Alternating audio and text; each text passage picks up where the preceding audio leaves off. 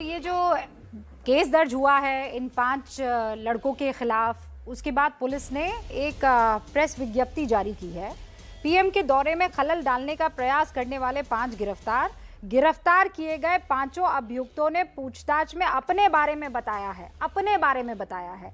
सुकांत शर्मा निवासी लोकनायक कॉलोनी, उसने बताया कि वो मुलायम सिंह यादव यूथ ब्रिगेड का पूर्व नगर प्रवक्ता रहा है। सचिन केसरवानी निवासी आवास विकास कॉलोनी, उसने बताया कि वो छात्र सभा को क्षेत्रीय मंत्री है। अभिषेक रावत जो कि दादर नगर का रहने वाला है, मुलायम सिंह यूथ ब्रिगेड का नगर सचिव है। निकेश कुमार निवासी आवास विकास हंसपुरम नौबस्ता ने बताया कि युवजन सभा का पूर्व जिला मंत्री रहा है। अंकुर पटेल निवासी आवास विकास नौबस्ता, अंकुर बता रहा है कि 2019 और 20 में सपा के पिछड़ा वर्ग प्रकोष्ठ का सचिव रहा है। अब मैं इन लोगों की जो पहचान है, जो पुलिस बकायदा अपने पन्नों में बता रही है, उस पहचान को मानूं घनश्याम तिवारी जी, या आप कह रहे हैं कि ये संबित पात्रा द्वारा बुलाए गए लोग हैं?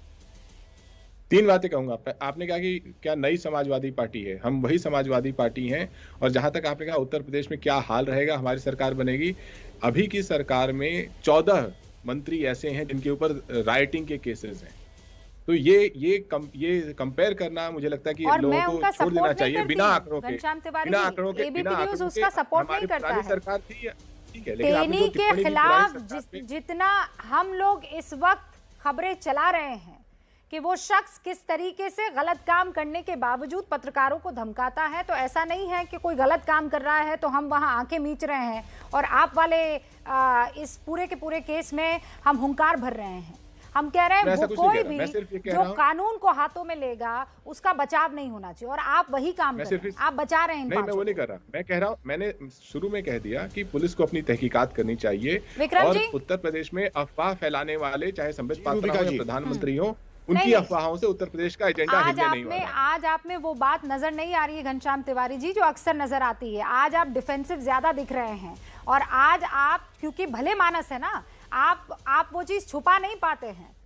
वो जो राजनीतिज्ञों में होती है ना, वो कला कि झूठ को ऐसा चीख कर बोलो कि वो सच साबित होने लगे, वो कला अभी आप में नहीं है। और ईमानदारी से मैं कह रही हूँ, वो दिख रहा है कि आज आप इतने डिफेंसिव हैं कि समझ नहीं पा रहे हैं कि मैं इनको बचाऊं कि मैं इनके खिलाफ बोलूं। विक्रम जी, महसूस कर रहे हैं ना आप ये बात? घनश्याम जी, बिल्कुल रूबिका जी, मैं बस जी केवल 1 मिनट चाहूंगा। एक आपको बधाई देना चाहूंगा कि एक कुशल विवेचक की तरह आपने वो काम कर दिया जो कि एक कुशल विवेचक करता है आपराधिक अनुसंधान में। आपने उसका पूरा फाउंडेशन, ये जो वाहन था, जो गाड़ी थी, इसकी पेडिग्री, इन जो 5 नवयुवक हैं उनका बैकग्राउंड और उनकी पूछताछ आखिर जब आपने बता ही दिया है, तो विवेचना में कोई बहुत ज्यादा काम अब बचा नहीं है, क्योंकि इनका बैकग्राउंड, फेसबुक अकाउंट आपने अंकुर पटेल का बताया, इसके अलावा इनके किस किस संगठन से ये जुड़े हुए हैं, पुलिस के सामने इन्होंने जो अपना इकबालिया बयान दिया है। अब हमारे कुछ मित्र ये भी कहेंगे साहब पुलिस ने तो जबरदस्ती करके इकबालिया, लेकिन फेसबुक अकाउंट थोड़े ही जबरदस्ती दिया जाता है। या फिर जो पुलिस के सामने जो तथ्य सामने आए हैं, आपराधिक अनुसंधान का पूरा ताना बाना रूबिका जी आपने पहले ही बना दिया। अब इसके आगे क्या घनश्याम जी और क्या मैं, क्या कोई कुछ उसका तर्क दे सकता है? डॉक्टर अजय आलोक साहब ने बिल्कुल सही कहा।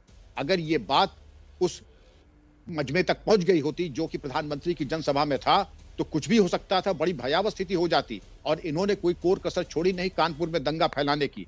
मैं असीम अरुण, पुलिस कमिश्नर कानपुर को बधाई देना चाहूंगा कि उन्होंने समय रहते इन पे कार्रवाई की और समय रहते उन्होंने प्रेस विज्ञप्ति से असलियत सबके सामने कर दिया। अब अगर असलियत से किसी को कोई परहेज होगा, मैं समझता हूं कि किसी अकाट्य साक्ष्य प्रस्तुत किए हैं कानपुर नगर पुलिस ने। हाँ, और तो इन तथ्यों के आगे फेसबुक अकाउंट, मुझे इसको समझाइए। गाड़ी समाजवादी पार्टी के ही छात्र संघ नेता की दिख रही है, वो अपनी गाड़ी पर पोस्टर चिपकाता है बीजेपी के, और फिर लाल टोपी पहने तमाम उसके आसपास के जो लड़के हैं वो आगजनी करते हैं और वो उसी गाड़ी में तोड़फोड़ करते हैं। इसका मकसद क्या हो सकता है? इसका मकसद रूबिका जी 3 निष्कर्ष नंबर 1, ये बड़े कच्चे खिलाड़ी थे। नंबर 2, ये एक आपराधिक षड्यंत्र रचने में इन्होंने तमाम त्रुटियां कर ली। ये अपनी वाहन का इस्तेमाल, इनको आभास नहीं था कि पुलिस इस गाड़ी की पेडिग्री भी पता लगाएगी और तुरंत पत्ते आउट हो जाएंगे। और तीसरी चीज, अपने नेतृत्व के सामने और अपना कद ऊंचा करने की नियत से इन्होंने ये किया। जाहिर है इन लड़कों में ये सामर्थ्य नहीं है कि ये इतना बड़ा षड्यंत्र करें, इनका किसी का मार्गदर्शन और सरपरस्ती रही होगी। अगला चरण रूबिका जी अनुसंधान का ये होगा, ये बताइए कि आपकी मेंटरिंग किसने की, किसने आपको ताना बाना दिया, और गाड़ी भी कोई मुफ्त में तो नहीं आती है। इस गाड़ी का जो नुकसान होगा वो किसने भर पाएगी, कितना धन किसने दिया है। और मान के चलिए रूबिका जी, कानपुर पुलिस बहुत ही कुशाग्र है आपकी तरह, कल तक इसके भी जवाब मिल जाएंगे। विक्रम जी, ये जो घूम फिर के ये पैसों वाला मामला आ रहा है ना, ये इत्र कारोबारी गया, ये पैसा किसका, गाड़ी फूटी पैसा किसका, लड़के आए पैसा किसका।